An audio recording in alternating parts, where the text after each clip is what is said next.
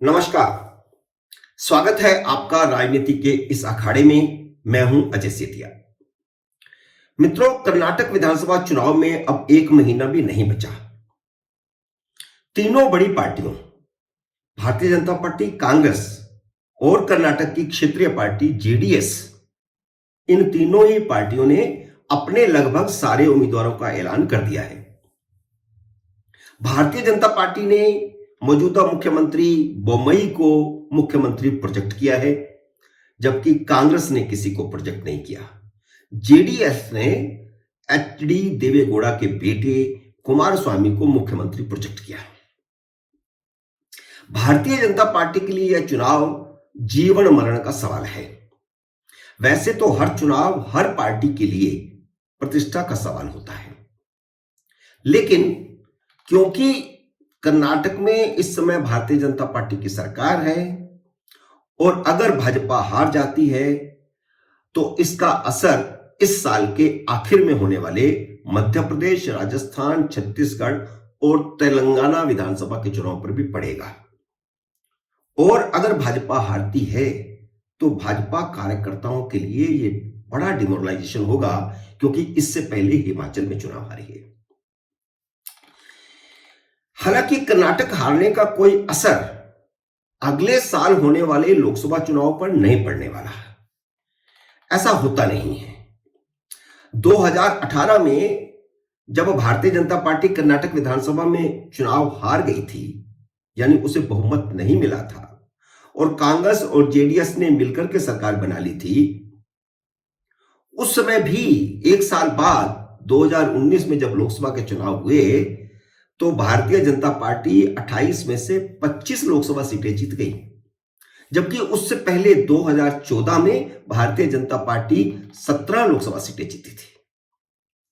लेकिन इस बार के चुनाव सर्वेक्षणों ने भारतीय जनता पार्टी को ज्यादा ही परेशान किया हुआ है, क्योंकि हर चुनाव सर्वेक्षण यह कह रहा है कि कांग्रेस की सरकार आ रही है।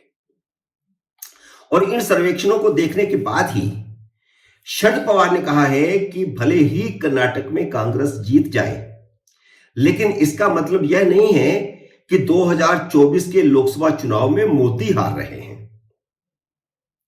वैसे अगर भाजपा येदियुरप्पा को ही मुख्यमंत्री बनाए रखती तो उसकी संभावनाएं ज्यादा थी। हालांकि बोम्मई भी लिंगायत समाज से आते हैं। जो येदियुरप्पा का समाज है, लिंगायत समाज, उसी समाज से बोम्मई भी आते हैं, जो मौजूदा मुख्यमंत्री। लेकिन लिंगायतों में येदियुरप्पा का सम्मान बोम्मई से कहीं ज्यादा है। भाजपा क्योंकि बोम्मई को ही मुख्यमंत्री प्रोजेक्ट करके चुनाव लड़ रही है, इसलिए लिंगायत वोटों का प्लस पॉइंट अभी भी भाजपा के पक्ष में है। भाजपा इस बार लिंगायतों के साथ साथ वोक्कालिंगा समुदाय को भी बैलेंस करके चल रही है। कर्नाटक में ये दो ही बड़े समुदाय हैं जिनका लगभग 80%, 90% सीटों पर प्रभाव है।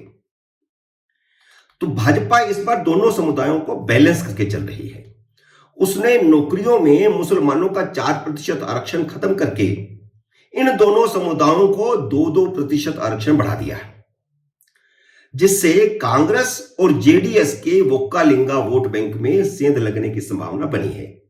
मोटे तौर पर अगर हम समझें तो लिंगायत हमेशा भाजपा के साथ रहा है येदियुरप्पा के कारण, और वोक्कालिंगा ज्यादा रहा है देवेगौड़ा के साथ, जेडीएस के साथ, और उसका कुछ हिस्सा कांग्रेस के साथ रहा है। हम मान सकते हैं कि 60% से लेकर के 65% देवेगौड़ा के साथ, और बाकी का 30-35%, जो 40% जो भी बनता है, वो कांग्रेस के साथ। लिंगायतों का करीब 100 सीटों पर प्रभाव है और वोक्कालिंगा का करीब 80 सीटों पर प्रभाव है। अगर हम अनुपात के हिसाब से देखें तो 17% वोट लिंगायतों के हैं और 15% वोट वोक्कालिंगा के हैं। अगर भाजपा चुनाव जीत जाती है तो मध्य प्रदेश, राजस्थान, तेलंगाना और छत्तीसगढ़ के चुनाव में भारतीय जनता पार्टी के कार्यकर्ताओं का मनोबल बढ़ा हुआ होगा। लेकिन अगर हार जाती है और कांग्रेस की सरकार बन जाती है तो हिमाचल के बाद कर्नाटक जीतने पर कांग्रेस के कार्यकर्ताओं का मनोबल बढ़ा हुआ होगा। वह छत्तीसगढ़ के साथ साथ मध्य प्रदेश छीनना चाहेगी और राजस्थान को बचाना चाहेगी। यह भी माना जाएगा कि कांग्रेस का पुनर्जीवन शुरू हो गया है।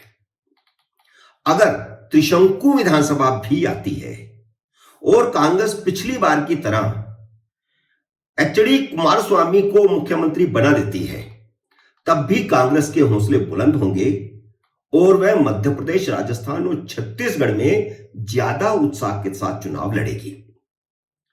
उधर 90 साल के पूर्व प्रधानमंत्री एचडी देवेगौड़ा इस चुनाव को अपना आखिरी चुनाव बताकर वोक्कालिंगा समुदाय को भावनात्मक रूप से प्रभावित करने की कोशिश कर रहे हैं। इसलिए देवेगौड़ा चाहते हैं कि इस बार जो भी सरकार बने वह जेडीएस के बिना ना बन सके। इस स्थिति को टालने के लिए नरेंद्र मोदी ने खुद मोर्चा संभाल लिया है।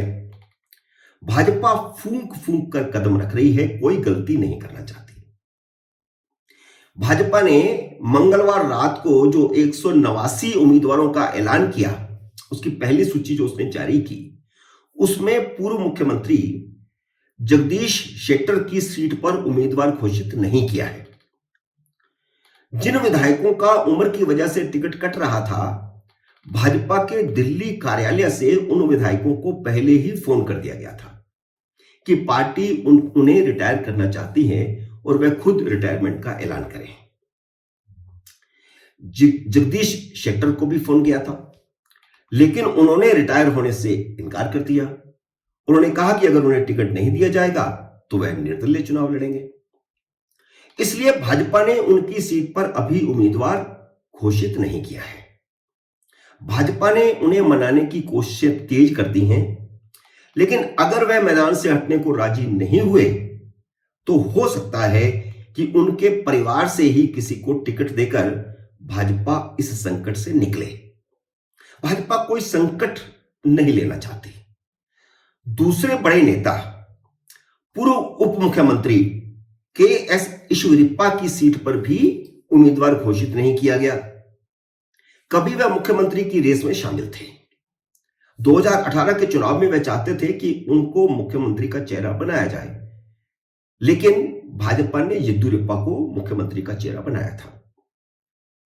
वह मुख्यमंत्री की रेस में इस हिसाब से पार्टी के अंदर थे, लेकिन अब वह चुनाव से ही बाहर हो गए हैं। इसकी दो वजह बताई जा रही हैं। एक वजह तो उन पर लगे भ्रष्टाचार के आरोप हैं। एक बिल्डर ने उन पर कमीशन लेने का आरोप लगाया था, जिस पर उन्हें मंत्री पद से साल भर पहले इस्तीफा देना पड़ा था। ये वही ईश्वरप्पा हैं जिन्होंने एक भाषण के दौरान अजान शुरू होने पर कहा था कि इसे सुनकर उनका सिर दर्द हो जाता है और यह बंद होनी चाहिए, कम से कम लाउड स्पीकर बंद होने चाहिए। इस पर बड़ी कंट्रोवर्सी हुई और भारतीय जनता पार्टी बैकफुट पर आ गई थी। लेकिन उनका चुनावी राजनीति से संन्यास का कारण यह नहीं है, बल्कि कारण यह है कि वह अपने बेटे को टिकट दिलाना चाहते हैं, क्योंकि प्रधानमंत्री नरेंद्र मोदी की नई भाजपा में एक परिवार को एक टिकट देने का फार्मूला बना हुआ है। इसलिए उन्होंने खुद को रिटायर कर लिया ताकि उनके बेटे को आसानी से टिकट मिल जाए। इसके बावजूद भाजपा ने पहली सूची में उनकी सीट के उम्मीदवार का ऐलान नहीं किया है। तो हो सकता है कि भाजपा शायद उनके बेटे को टिकट न देना चाहती हो, लेकिन अगर वो रिटायरमेंट ले रहे हैं तो उसका मुआवजा भी वे लेंगे। और भाजपा कोई गलती नहीं करना चाहती, वह फूंक फूंक कर कदम रख रही है। इसका अंदाज इस बात से भी लगा सकते हैं कि पहली सूची में सिर्फ 8 विधायकों के टिकट कटे हैं, जबकि हिमाचल जैसे छोटे राज्य में 10 विधायकों का टिकट कट गया था। गुजरात में तो 38 विधायकों का टिकट कट गया था। लेकिन कर्नाटक में भाजपा इतना बड़ा रिस्क नहीं ले सकती।